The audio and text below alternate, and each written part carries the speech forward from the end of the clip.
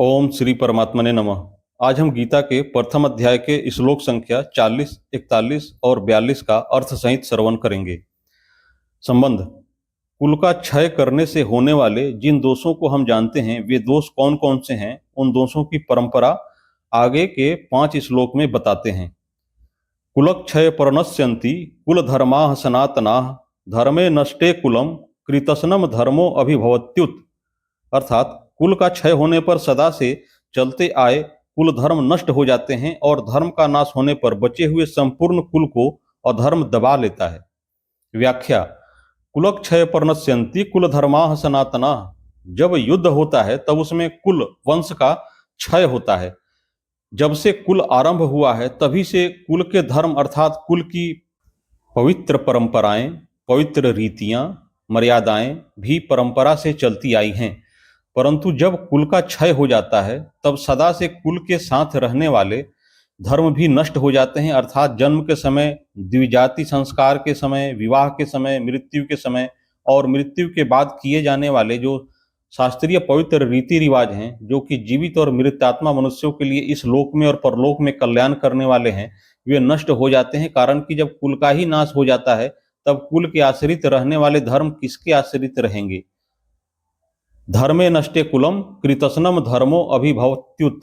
जब कुल की पवित्र मर्यादाएं, पवित्र आचरण नष्ट हो जाते हैं तब धर्म का पालन न करना और धर्म से विपरीत काम करना अर्थात करने लायक काम को न करना और न करने लायक काम को करना रूप अधर्म संपूर्ण कला को दबा लेता है। अर्थात संपूर्ण कुल में अधर्म छा जाता है। अब यहाँ शंका होती है कि जब कुल नष्ट हो जाएगा, कुल रहेगा ही नहीं, तब अधर्म किसको दबाएगा।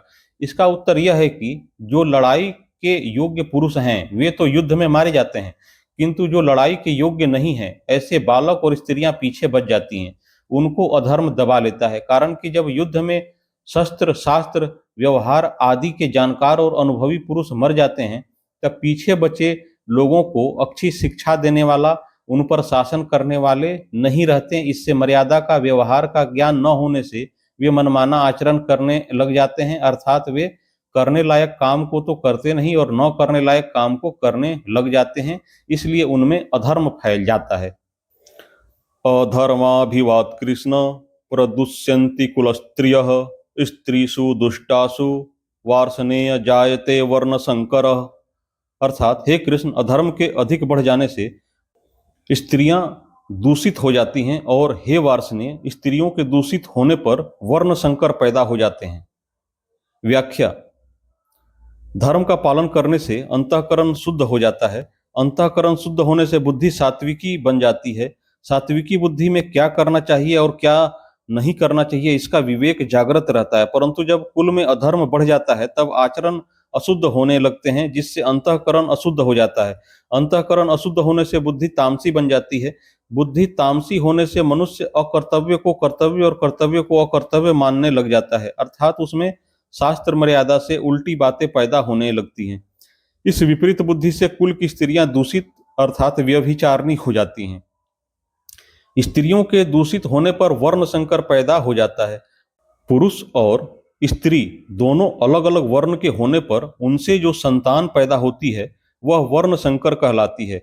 अर्जुन यहाँ कृष्ण संबोधन देकर यह कह रहे हैं कि आप सबको खींचने वाले होने से कृष्ण कहलाते हैं, तो आप यह बताएं कि हमारे कुल को आप किस तरफ खींचेंगे अर्थात किधर ले जाएंगे।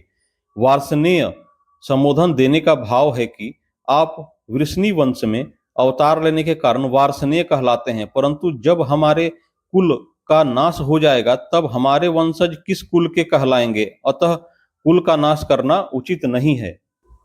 संकरो नरकायैव कुलगणानां कुलस्य च पतन्ति पित्रोहेषां लुप्त पिंडोदक क्रियाः।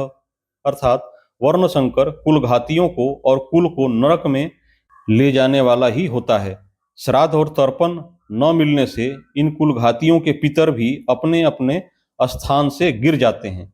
व्याख्या: संकरो नरकायैव कुलगणानां कुलस्य च।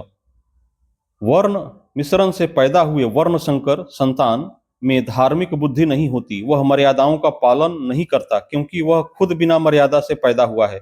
इसलिए उसके खुद के कुल धर्म न होने से वह उनका पालन नहीं करता, प्रत्युत कुल धर्म अर्थात कुल मर्यादा से विरुद्ध आचरण करता है।